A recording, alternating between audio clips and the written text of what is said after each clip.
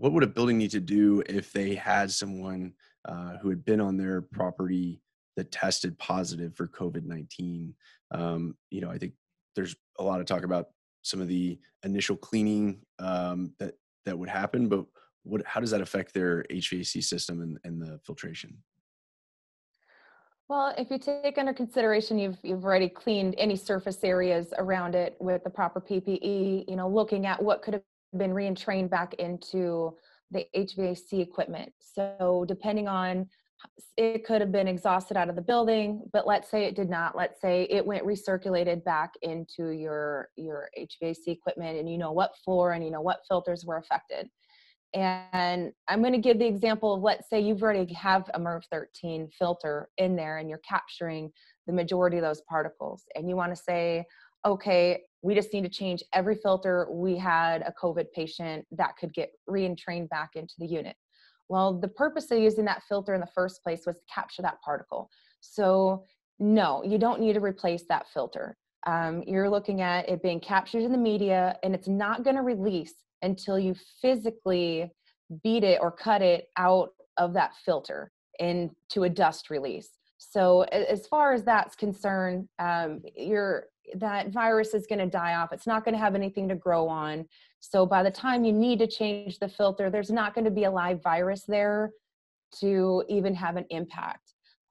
For one of my other customers, when this was first going on, they were told to use bag in, bag out procedures to change filters because they could be contaminated with COVID. Bag in, bag out is used typically on isolation fans in hospitals, where you have a plastic bag around your filter and it never touches the airspace because you have that seal on it, and you pull out that filter. And then when you're replacing it, you replace it with the same process. There's a very specific list of written procedures written by NAFA to follow in order to do a bag in, bag out. So they wanted to take those principles and apply this to a commercial building, which in reality, it's not an apples to apples comparison. But what I helped them do is take key concepts of the bag in, bag out process to be able to properly have PPE. You want to look at a face mask and gloves. You want to look at not having any exposed skin. If you think what you're coming in contact with has this virus, similar to what you'd see the medical professionals wearing that are handling COVID things. It's a visualization, that's what you're going to want to look like. And the point next would be to put it in some sort of a plastic bag and get a seal on it before you'd go on to the next phase.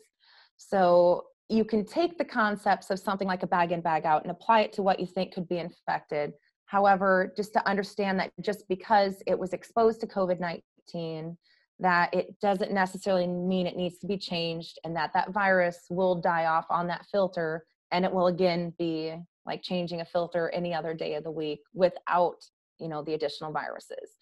And another thing to be known about that, we understand COVID because we hear about it all the time, but there's sick people in buildings all the time. And so if you really think about it, there is a lot of PPE involved. You should wear masks and gloves when you're looking at changing filters. There's a lot of dirt and debris that you can physically see, but what you don't see is what biological contaminants could or could not be on that filter.